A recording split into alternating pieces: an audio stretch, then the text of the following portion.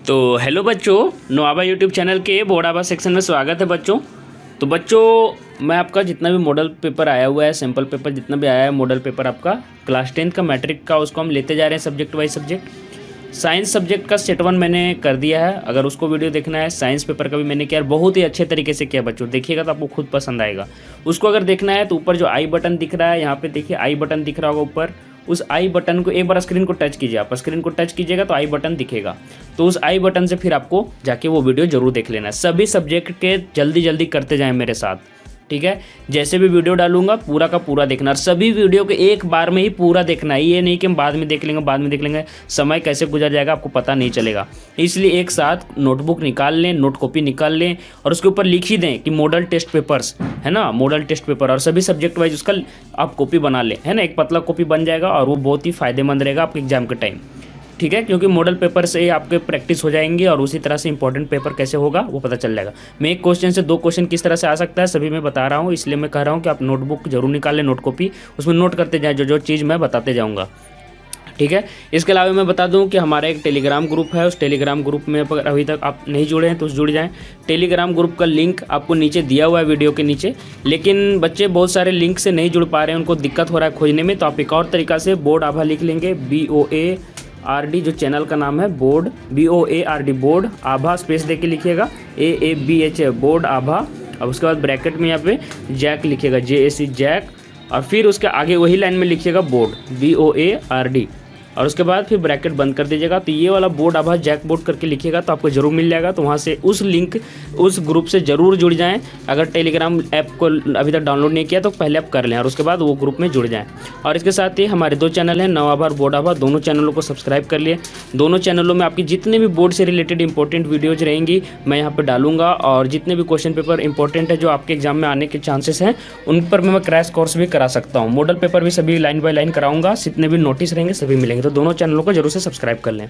आप वीडियो को लास्ट तक देखिएगा तो वहाँ पे दोनों चैनल पॉपअप होंगे, तो वहाँ से कर लीजिएगा। तो देखिए आज हम हिंदी का पेपर लेके आए हुए हैं आपका, है ना, और हिंदी A है, और यहाँ पे फुल मार्क्स आपका 90 है, सेट 1 है। मैं बता दे रहा हूँ कि ये सेट 1 है, और साइंस का मैंने कर दिया, और बाकी सब्जेक्ट का भी आपको अगर देखना है तो आई बटन से देख लीजिए। तो चलिए देखते हैं क्या आया हुआ है। पहला आपका गद्यांश जो आया हुआ है, और आपको इसको पढ़ के आपको कुछ उत्तर देने हैं। अपठित गद्यांश इसको कहते हैं। देखिए क्या दिया हुआ कि आज के युग में कंप्यूटर का आविष्कार एक वरदान की तरह है। कंप्यूटर दुनिया के जटिल से जटिल श्रम साध्य मतलब जो बहुत ही कठिन काम होते हैं जिसमें बहुत मेहनत लगती है। श्रम मतलब ही होता है मेहनत, और साध्य मतलब कठिन, तो कठिन मेहनत, श्रम साध्य है कार्यों को चुटकी बजाते ही हल कर देता है कंप्यूटर भविष्यवाणी तक कर सकता है, मनोरंजन करा सकता है, आदमी के शरीर का विश्लेषण और अध्ययन कर सकता है, दुनिया की किसी भी जानकारी को पकड़ सकता है। कंप्यूटर सूचनाओं को मानव मस्तिष्क से अधिक तीव्र गति से विश्लेषित कर सकता है, उस बारे में ज़्यादा विश्लेषण कर सकता है। कंप्यूटर को इस संसार के क्षेत्र में आई क्रांति का वास्तविक कारण माना जा रहा है। यह एक ऐसा इलेक्ट्रॉनिक उपकरण है जो सूचनाओं का चुंबकीय टेप भरा जाता है। इसमें सूचनाओं का चुंबकीय टेप भरा जाता है। इसमें चिप पर कार्यक्रम तैयार किए जाते हैं जो आदमी के नाखूनों के बराबर होते हैं। जो चिप होता है वो नाखूनों के बराबर होता है, आदमी के नाखूनों के बराबर। उसके बाद देखिए क्या बोल रहा है कि इस पर पैकेज तैयार किए जाते हैं चिप में, जिसके माध्यम से कंप्यूटर कार्य करता है। कंप्यूटर में टेलीविज़न की तरह एक स्क्रीन होता है, मॉनिटर आप देखे ही होंगे, मॉनिटर ऐसे रहता है और वो टीवी के जैसा ही रहता है ना। उसके बाद देखिए बोल रहा है इससे जुड़ा एक हार्डवेयर होता है, उसी से जुड़ा टाइपराइटर की तरह एक अंकित करने जिससे आप मतलब कि आप इनपुट करते हैं उसको कीबोर्ड बोलते हैं, है ना, वही दिया हुआ है। तो कीबोर्ड होता है। कंप्यूटर में मेमोरी अर्थात स्मृति की व्यवस्था होती है। उसमें मेमोरी कार्ड रहता है ना, हार्ड डिस्क मतलब memory C, memory D, window, ये वो करके आपका मेमोरी बना हुआ रहता है। कंप्यूटर की मेमोरी में सूचनाओं को सुरक्षित रखा जाता है। इसमें एक प्रिंटर भी होता है जिसके द्वारा सूचनाएँ मुद्रित की जाती है, ठीक है। तो सूचनाएँ मुद्रित भी की जाती है। अब यहाँ पर आपको इस पर आधारित कुछ प्रश्न है, तो देखते हैं कौन सा सही होगा कंप्यूटर का। तो उस पर ही आधारित कुछ प्रश्न है बच्चों, तो चलिए देखते हैं। सबसे पहला प्रश्न पूछ रहा है कि कंप्यूटर का आविष्कार आज के युग के लिए क्या है। तो आपको मैंने अच्छा से आपको बढ़िया से जितना भी मैंने किया है उसके आधार पर तुरंत आपको खोजने की कला होनी चाहिए, ठीक है। आप एक बार गद्यांश को पढ़ें, ऐसा ना हो कि पैसेज आपको 2-3 बार पढ़ना पड़े। अगर आप इतना कमज़ोर विश्लेषण करते हैं पैसेज का तो आपका बहुत ही समय इसमें बर्बाद होगा। लेकिन अगर आप अच्छे से विश्लेषण करते हैं तो एक बार में आप अच्छे से कर सकते हैं। तो एक काम ये कर सकते हैं कि आप पहले प्रश्नों को पढ़ लें, उसके बाद मतलब पैसेज पढ़े, ताकि जहाँ जहाँ पे इस तरह के प्रश्न आपको लगे कि पैसेज में मिल रहे हैं तो वहीं से आप उसको मतलब कि अंडरलाइन कर लीजिएगा, उससे आसानी से आपको तैयारी हो जाएगा। लेकिन कुछ बच्चे होते हैं पहले गद्यांश पढ़ते फिर मतलब क्वेश्चन करते, उस तरह से थोड़ा कठिन रहेगा। इसलिए पहले मैं कह रहा हूँ कि क्वेश्चन पढ़ लीजिएगा, उसके बाद आप गद्यांश पढ़ना शुरू कीजिएगा। तो देखिए कंप्यूटर का आविष्कार आज के युग के लिए क्या है, तो वरदान होगा। उसके नीचे देखिए क्या पूछ रहा है कि कंप्यूटर में टेलीविजन की तरह क्या होता है। अभी मैंने फोटो बना के बताया था कि इसी की तरह से मॉनिटर होता है, मतलब स्क्रीन होता है, तो स्क्रीन हो जाएगा। चिप का आकार क्या होता है, ये मैंने बहुत ही अच्छे तरीके से आपको बताया था, है ना। तो आदमी के नाखून के बराबर होगा। श्रम साध्य का कठिन अर्थ क्या होता है, मैंने बताया था। श्रम मतलब होता है मेहनत करना, और साध्य मतलब कठिन, मतलब कठिन परिश्रम इसका सही आंसर होगा। कंप्यूटर एक क्या है, तो कंप्यूटर एक इलेक्ट्रॉनिक उपकरण है। ऊपर आप पढ़िएगा तो आपको मिल जाएगा। इलेक्ट्रॉनिक क्या है, उपकरण है, इलेक्ट्रॉनिक उपकरण। कंप्यूटर की मेमोरी में सूचनाओं को सुरक्षित रखा जाता है, तो मेमोरी हो जाएगा, मेमोरी। ठीक है, चलिए आगे देखते हैं। आपको जो यहाँ पे डिस्क्रिप्टिव मतलब कि जो आपको लिख के बनाना है, कंप्यूटर आज के युग का वरदान है, तो कैसे, तो ये आप आपको पैसे से देख के बनाइए कंप्यूटर कैसे कार्य करता है। आगे चलिए हम आगे बता देते हैं। पक्षी और बादल ये भगवान के डाकिए जो एक महादेश से दूसरे महादेश को जाते हैं। हम समझ नहीं पाते मगर उनकी लाई चिट्ठियाँ पेड़ पौधे और पहाड़ बाजते हैं। हम तो केवल सिर्फ आंकते हैं, लेकिन देश देश की धरती दूसरे देश को सुगंध भेजती है। ये आपका पैसेज आया हुआ था और ये आपका कविता से आया हुआ है। भगवान के डाकिए कौन है, तो पक्षी और बादल यूज हुआ है, देखे होंगे, है ना। तो पक्षी और बादल इसके डाकिए कहे जाएंगे, तो आ का 1 होगा। उसके बाद देखिए क्या होगा, एक देश की धरती दूसरे को क्या भेजती है, सुगंध भेजती है ना। तो क्या होगा, दूसरा का गा होगा। ठीक है, चलिए थर्ड में चलते हैं। डाकिया शब्द में इया क्या है, डाकिया में इया प्रत्यय है। जो शब्द के अंत में जुड़ते हैं उसको प्रत्यय बोलते हैं, और जो आगे जुड़ते हैं उसको उपसर्ग कहते हैं। याद रखिएगा यहाँ पे ये प्रत्यय है। अगर वही रहेगा, अगर आगे जुड़ा हुआ रहेगा तो वहाँ पे क्या कहेंगे, उपसर्ग। याद रखिएगा ये चीज़।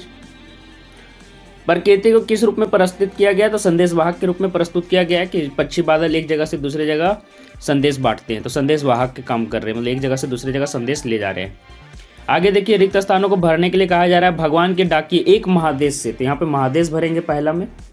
आप वहाँ से देख भी सकते कैसे भरा है, कैसे हम बोल रहे हैं महादेश, आप ऊपर पढ़ लीजिएगा। उसके बाद एक देश की धरती दूसरे देश को सुगंध भेजती है, यहाँ दूसरे देश भी भरा जाएगा।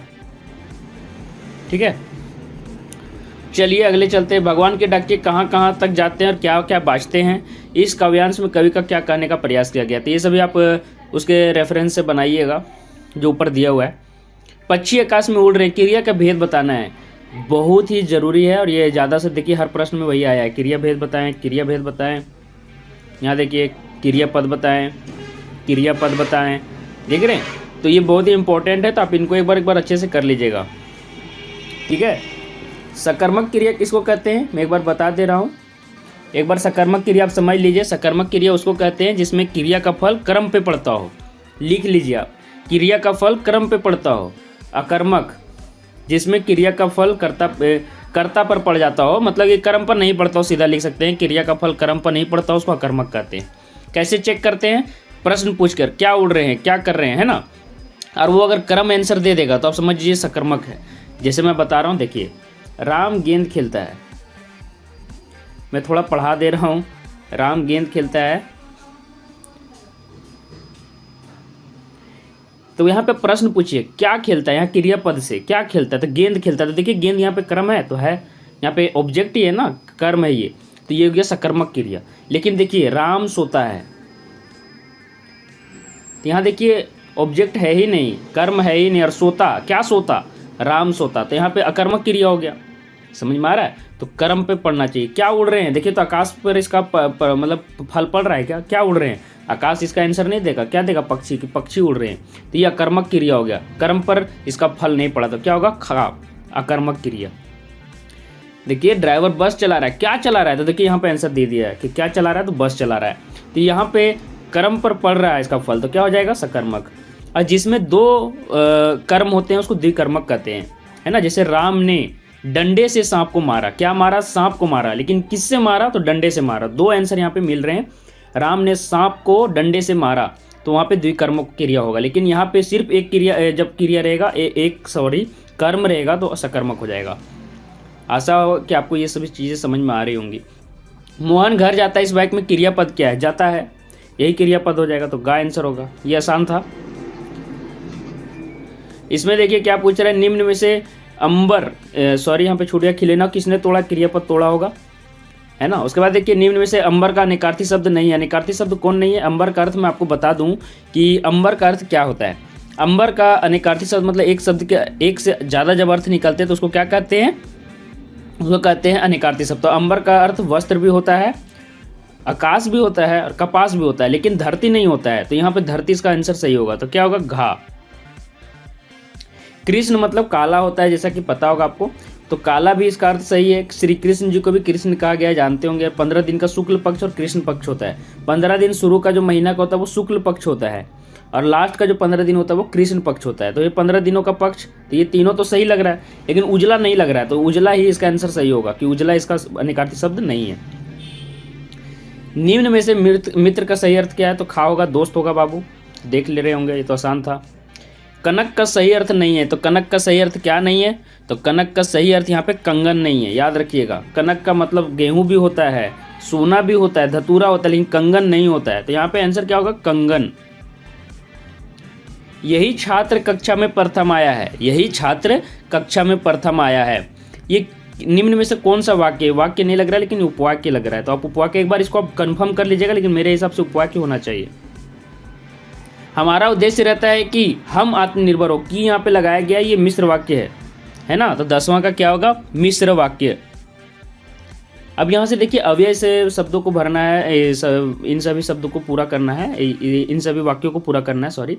तो अवयव क्या क्या है, जैसे मैं बता देता हूँ, ताकि, कल, आज, ये सभी अव्यय हैं। फिर और क्या होता है अव्यय?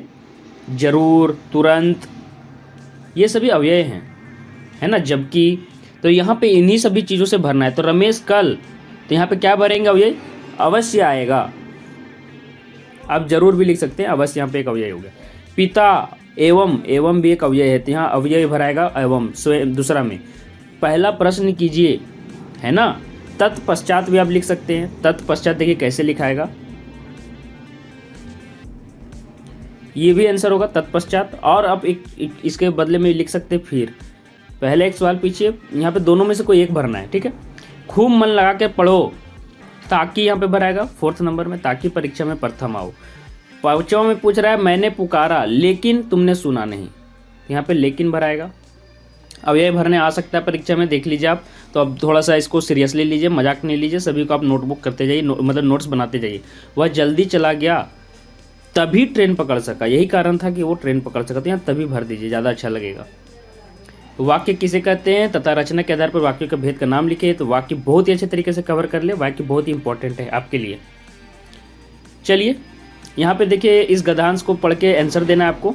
तो ये आप अपने किताब से कर सकते हैं। इस गद्यांश की लेखिका कौन है? तो लेखिका का नाम याद रख लीजिएगा। सभी जितने भी आपके गद्य पाठ हैं, गद्य मतलब कि कहानी वाले पाठ और पद पाठ, सभी के गद्य पद पाठ के सभी के आप लेखक और कवित्री के नाम याद कर लीजिएगा।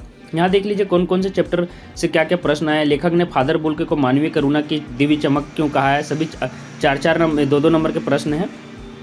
कैप्टन मूर्ति का चश्मा क्यों बार बार बदल देता है? पठित कागज आधार पर उत्तर देना है आपको। बाल गोविंद भगत दिनचर्या लोगों के लिए अचरज का कारण क्यों थी? नौबत खाने में इबादत, ये सब इंपॉर्टेंट क्वेश्चन है, तो आप इनको एक बार देख लीजिएगा। अब देखिए एक पद पाठ से यहाँ पे दिया हुआ पदांश से, विकल उन्मन थे उन्मन, विश्व के निदाग के सकल जन, आए अज्ञात दिशा से अनंत के धन, शीतल कर दो बदल गरजो। ये उत्साह कविता है, जैसा कि आपने पढ़ा होगा। तो ये उत्साह कविता से लिया गया और इसके कवि का नाम क्या है? सूर्यकांत त्रिपाठी निराला, है ना। बाकी के आंसर आप देख लीजिएगा, आप एक ही प्रैक्टिस कर लीजिए।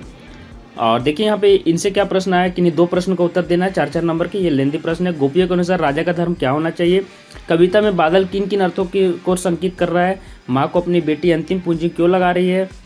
बच्चे की दंतुरित मुस्कान का कवि के मन पर क्या प्रभाव पड़ता है? ठीक है, बच्चा जब खिलखिला के हंसता है तो वो दंतुरित मुस्कान कहलाता है। इसका क्या प्रभाव पड़ता है? 10वां नंबर देखिए, 5 नंबर का प्रश्न है। आपके विचार से भोलानाथ अपने साथियों को देखकर सिसकना क्यों भूल जाता है? ये है। और इसका अथवा में प्रश्न दिया हुआ है कि झील मिलाते सितारों की रोशनी में नहाया गंतोक लेखिका को किस तरह सम्मोहित कर रहा था। तो इस तरह से आपका हिंदी का सेट 1 का जो पेपर था देख लीजिए आप, मैंने कंप्लीट किया है। रचना लेखन देख लीजिए क्या क्या आया हुआ है। मेरा राज्य झारखंड, जीवन में खेलकूद का महत्व, बेरोजगारी की नीयत पर लिखना है आपको। 150 शब्दों में 5 नंबर का आएगा ये।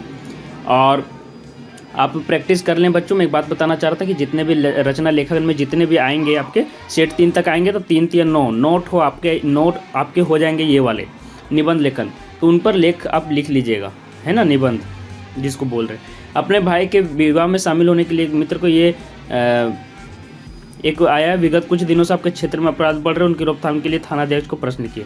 एक आपका ऑफिशियल और एक अनऑफिशियल मतलब कि लेटर आता है, फॉर्मल और अनफॉर्मल, सॉरी ऑफिशियल और अनऑफिशियल नहीं होता है, फॉर्मल और अनफॉर्मल मतलब कि व्यवहारिक और अव्यवहारिक। तो व्यवहारिक वाले ज़्यादा मार्क्स देते हैं, नीचे वाला टाइप का मतलब जो लेटर होता है, तो ये वाला लेटर की आप ज़्यादा प्रैक्टिस करें। मैं जो गोल घेर दे रहा हूँ, ऊपर वाला भी लिख सकते हैं लेकिन नीचे वाला ज़्यादा मार्क्स देगा, तो मैं बोलूँगा कि नीचे वाले। अगर आपको नीचे वाला नहीं समझ में आएगा कैसे लिखना है परीक्षा में, तब ऊपर वाला जरूर बना लीजिएगा। विज्ञापन के लिए आपको एक आकर्षण विज्ञापन बनाना है। पर्यावरण के प्रति जागरूकता के लिए 50 शब्दों में एक विज्ञापन तैयार करना है। इन सभी की प्रैक्टिस आप कर ले घर में। और आज मैंने हिंदी का पाठ्य पुस्तक का हिंदी का जो आपका सेट 1 था उसका मैंने करा दिया मॉडल टेस्ट पेपर। बाकी विषयों का आपको आई बटन में मिल जाएगा और वीडियो के अंत में अब दिख जाएगा। 2 चैनल आपको पॉपअप हो रहे होंगे बच्चे, इन दोनों चैनलों को जरूर से लाइक कर लीजिए, सब्सक्राइब कर लीजिए आप। और आज के लिए बस इतना ही बच्चों। आपके आने वाले आगामी एग्जाम के लिए ढेर सारी शुभकामनाएं। धन्यवाद बच्चों।